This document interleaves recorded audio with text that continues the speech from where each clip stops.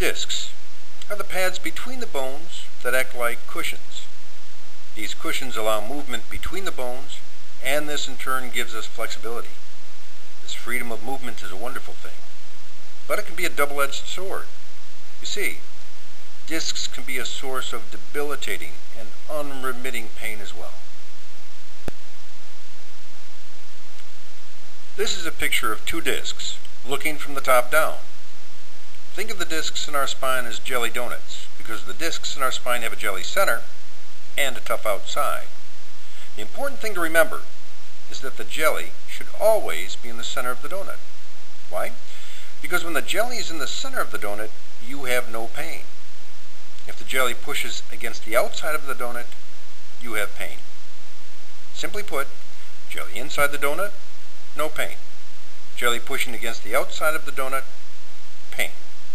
In this picture, the person on the left has no pain because the jelly is in the center of the disc where it should be. The person on the right does have pain because the jelly is pushing against the outside of the disc. Simple. Because the jelly doesn't need to be very far from the center of the disc to cause your pain, a growing number of authorities feel that much of today's back pain is caused by the discs. I agree with them, and for that reason I usually treat the discs of my patients who have back pain, hip, or leg pain.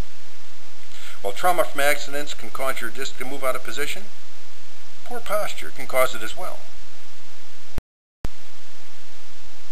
While trauma from accidents can cause your disc to move out of position, so can poor posture or extreme exercise.